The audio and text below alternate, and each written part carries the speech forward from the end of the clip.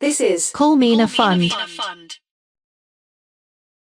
My name is Phumzile Mlambo-Ngcuka, and I am also part of Call Me in a Fund. I'm one of the people in the steering committee.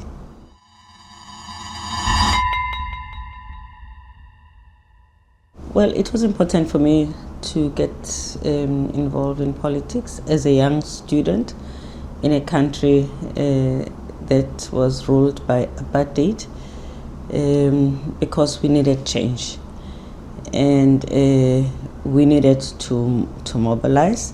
I was mobilized myself then. I also took it upon myself to mobilize other young people, and I stayed in the struggle, and that really consumed me at the time. By the time I finished studying, I was clear that getting involved with the work that addresses the issues that we're against was going to be my top priority. And if I think about women's struggle, for instance, which was also part of apartheid, it's said that we're not done. And I'm talking about the time when we started, which was in the 1970s, and now we're in 2025, and the job is not fully done.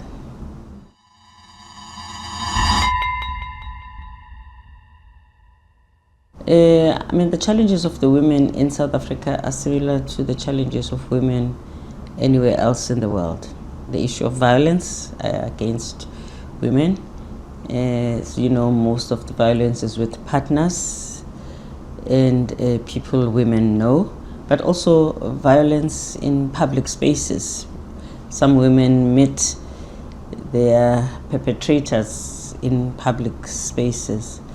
The challenge of representation in some parts of the South African politique. Representation is not too bad, especially in the public sector. But in the private sector, for instance, women are underrepresented at the senior spaces. So that remains a fight. But sometimes, also in the public sector, you have to continuously fight for the quality of the women who represent you, to push that they choose women who can do the job. Women also in South Africa have the same challenges about poverty. Poverty still wears a woman's face in South Africa. And now with the way technology has advanced, the gender digital divide impacts on women and girls in South Africa. So if we think about the priorities that UN Women has identified as part of Beijing 30, those priorities affect us in South Africa as much as they affect the women globally, as UN Women has identified. It's important for women to be involved in the politics of their countries, so that they can be insiders, because in politics, people listen to the people who they think are like them. So when women become part of the political scene of a country, they then have a stake, in the politics. So showing up is absolutely important, but also always being prepared, so that by showing up, the women are able to deliver on the tasks that are at hand. In many of the countries, citizens complain, for instance, about the delivery of services that they need. When women get involved in politics, it's always important that they do their best, that citizens must not complain about the women and regard them as the people who are failing to provide a delivery of services.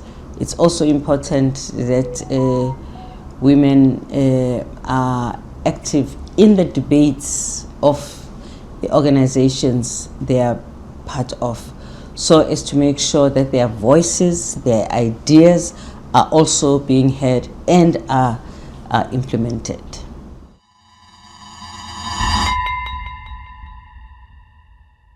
This era that we have of strong men who are dictatorial, who are cruel, who are sexist, who are racist, who have disregard for international law. All of those things impact on women and women's rights. I think women who are not bound by the institutions that they are part of should really make their views known about all of these issues and how much they reject this kind of imposition by these groups. Sometimes governments cannot resist as much as women can resist, because they have to manage some diplomatic relations. Women don't have to manage any diplomatic relations with any dictator. Women must make their voices known, and that is also where there's space to resist. They should show their disagreement by using the methods that are not just passive. They should actively resist all of these. These dictatorial tendencies erode, for instance, the sovereignty of countries. And sovereignty is important for women too. Women must make sure that they are not only concerned with just the issues that are very specific for women. They must also be concerned about all the issues in their countries, because those are the issues that chip on the different opportunities that could be important for advancing gender equality.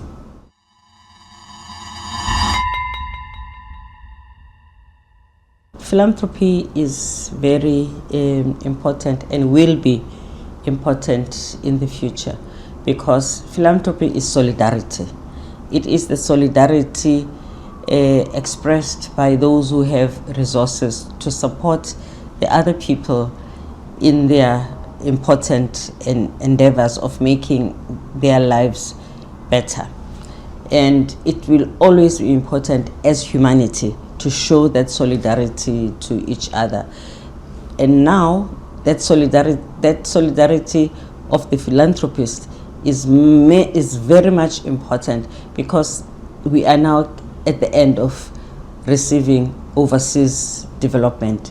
This is the end of ODA, and in some ways it is important that we move away from ODA, because ODA actually does suppress the capacity of nations to stand by themselves, and corrupt and inefficient governments of the South begin to rely on ODA and not do what they're supposed to do in their own countries.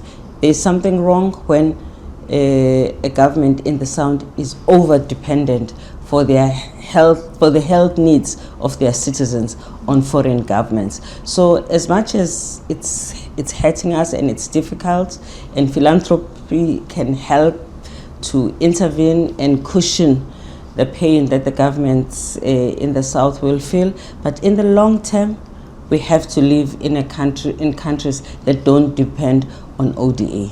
This is, I think, a time for us to end ODA, but we must have fair terms of trade. The cost of capital to developing countries must not be as expensive as it is today.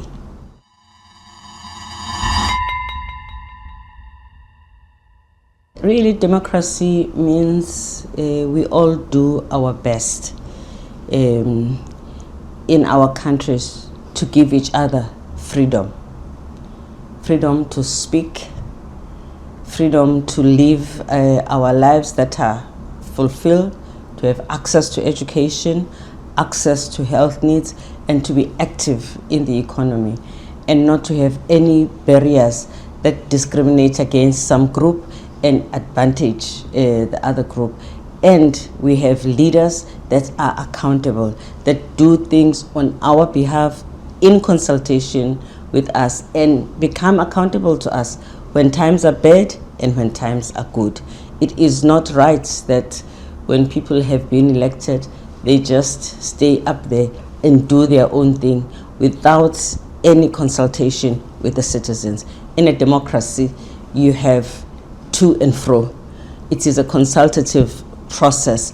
You inform your government, you give it response, you support your government. When they struggle, you support, but you can only do that when you know what they are doing, why they are doing, and if this is what you elected them to do.